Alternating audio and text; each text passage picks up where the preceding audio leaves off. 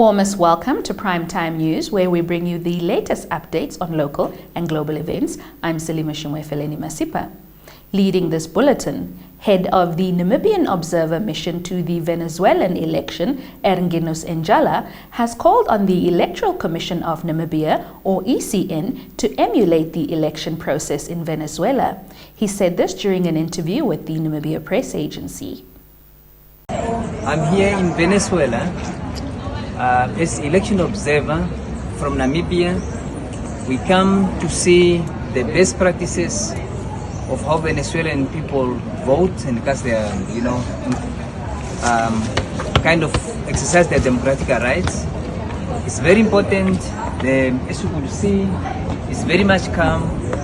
People are very much enthusiastic to cast their votes, and we expect that all others that are going to hold the elections, they have to emulate a good example from our Venezuelan colleagues, and we are very happy because we are now deep in the communities, but it's very beautiful, and I think all of us, we must emulate this kind of tranquility when it's come to elections. More on politics. A delegation from the Zambian parliament is currently visiting Namibia to study and exchange information on the procedures for handling matters related to members' privileges and discipline. The delegation, composed of members from the Committee on Privileges and Absences, will be engaging with its Namibian counterparts during their 7-day visit. Andreas Thomas brings us this report. Namibia. Our constitution is very clear, and we are making sure that whatever that we do has to be of transparency, and accountability is the key. It is for that reason that we decided that Parliament, such as this one of Namibia, should establish various parliamentary committees who will then do oversight over the executive, so that whatever that we speak through our government, and that is executive, should be not a political word, but it should be of transparency as enshrined in our constitution. The United Nations Population Fund, or UNFPA, together with the Embassy of Japan in Namibia, on Monday donated sanitary pads worth over 220,000 Namibian dollars to girls in 6 regions of the country. Minister of Education, Arts and Culture, Anangi Pondoka, expressed her gratitude during the handing over ceremony at the Ministry of Health and Social Services head office, saying the donation stands as a commitment to tackling period poverty. Here is Sylvia Hashundali with more details.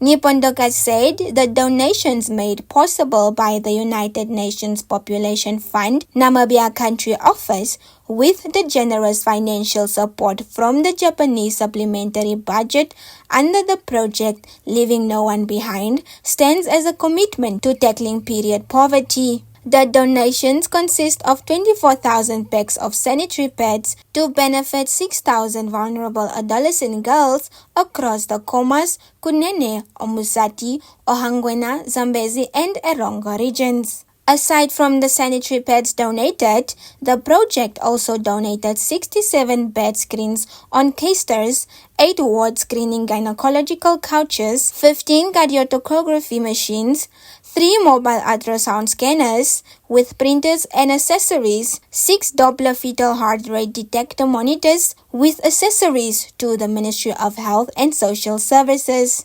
It further availed a mobile clinic van to the One Economy Foundation as part of its commitment to enhancing the health and well-being of Namibians. Sylvia Hashundali reporting for Primetime News. In other news, 10 people are currently receiving medical attention after the vehicles in which they were traveling were involved in a sideswipe collision on the Etomba Omdaungilo Road at Oheti Village on Friday. More from Konjeni Ambinga. Namibian Police Force Ohangwena Community Policing Subdivision Warrant Officer Andrew Ngiolwa told Nampa on Monday that the two vehicles, a Toyota Hilux 2.7 double cab and a Toyota Hilux 2.7 single cab, sideswiped and both caught fire and burned to ashes. He further said it was alleged that the double cab, while overtaking other vehicles, collided with the single cab, which was turning off the road to the right near the gate of the house. The single cab was loaded with fuel, which ignited the fire in the process. Ngiolwa indicated that although there were no fatalities recorded, about 10 people were injured, of which 4 were seriously burned and taken to Enana District State Hospital. He noted that the particulars of those involved in the incident and the motor vehicles are still to be obtained, as they could not be obtained due to urgent medical treatment. Police investigations into the matter continue. Konjeni Ambinga reporting for Primetime News. Stay tuned for your top roundup with the business segment thereafter.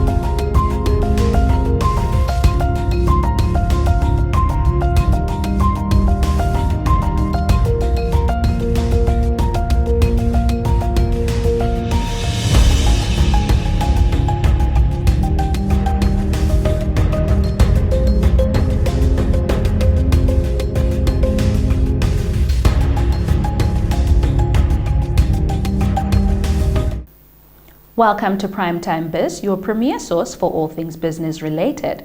The Ministry of Agriculture, Water and Land Reform is on a drive to transform and modernize traditional wells in the Oshikoto region, among other regions. Konjeni Ambinga brings us more. In an interview with Nampa on Monday, the ministry spokesperson, Jona Mosheko, said that this will ensure continued water supply and minimize cases of people falling into traditional wells and, in some cases, dying. The modernization will include installing structures on the well surfaces as well as solar panels and pipes to pump water to the surface. Mosheko said the ministry has identified 8 traditional wells in the region that need to be modernized by the end of this financial year. The wells were identified in Evale, Oshikondeilwa, Onamishu, Akazulu, and Ohainda. Mosheko explained that cases of people dying in the process of looking for water in the Oshikoto and Ohangwena regions are increasing, and the ministry is concerned about these cases. He further said this is why the ministry came up with the initiative to modernize traditional wells. He further urged contractors to expedite the drilling of boreholes as delays cause suffering for communities who struggle to access water. Mosheko said the ministry has appointed local contractors to drill boreholes in the region, but they have been slow to complete the work. Konjeni Ambinga reporting for Primetime News. Puma Energy Namibia is completing the implementation of free Wi-Fi for customers at 10 filling stations in Windhoek. The final 3 stations are expected to be connected by the end of this week. This initiative aims to provide additional services to customers, complementing the existing convenience shops and quick service restaurants available at certain stations. Shava Wells brings us more. Adele Samuelson, General Manager of Puma Energy Namibia, told Nampa on Monday that the business intends to expand the free Wi-Fi service to roughly 90% of its sites across the country. This expansion, she explained, is part of the company's objective to improve the customer experience and convenience. Samuelson recommended mobile users to exit their vehicles and move away from the forecourt during the fueling process, further stating that notices restricting the use of cell phones near filling pumps have been posted at all petrol stations. She stated that under Namibia's Petroleum Act, no one is permitted to accept or make a call or text on a mobile phone or any other electronic device within 2 meters of a dispensing pump or other petroleum delivery stations. Sylvia Hashondali reporting for Primetime News. This brings us to the end of tonight's top segment. We now consult the weather oracle on tomorrow's countrywide conditions, followed by a roundup of the latest economic news and the Sport Planet segment.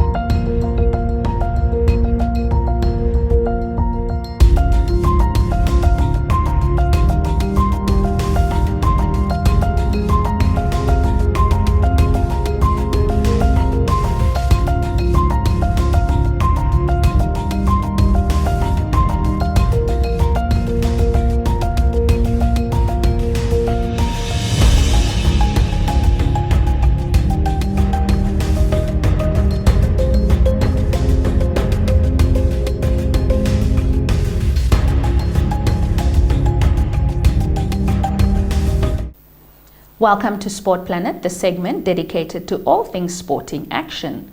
We commence with Olympics. Novak Djokovic said he hoped he would get more chances to play Rafael Nadal after beating his old rival in the second round of the Olympics on Monday. The 24-time Grand Slam champion won 10 of the first 11 games and threatened to inflict the most lopsided defeat on Nadal in the 60th meeting between the pair before eventually winning 6-1, 6-4. Nadal said after the loss that he would decide on his future in the sport after the Olympics, where he is also playing in the doubles with Carlos Alcaraz. But Djokovic, who played Nadal for the first time when they were still teenagers at the 2006 French Open, told reporters he would like to keep the rivalry going. On to Formula One.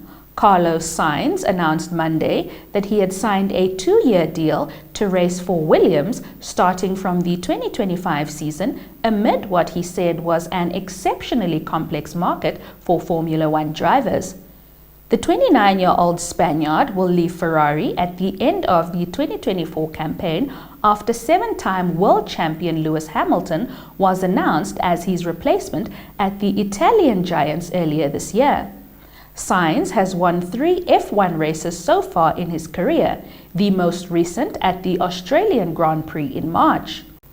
Having previously driven for Toro Rosso, Renault and McLaren, Sainz had been linked with several teams for the 2025 season, including Alpine, Sauber and Mercedes. But on Monday, it was confirmed he had agreed an initial 2-year deal at Williams with an option to extend. Stay tuned for your sports roundup.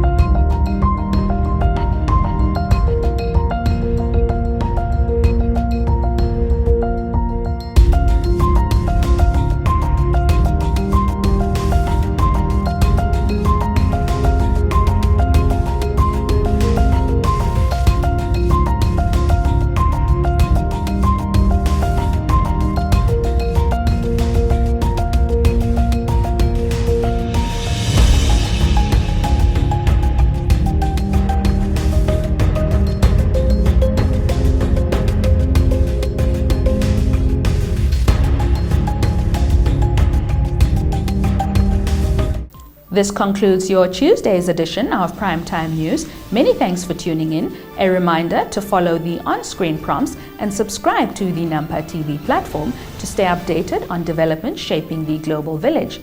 On behalf of myself, Salima Shumwefeleni Masipa, and the dedicated crew behind the scenes, it's good night.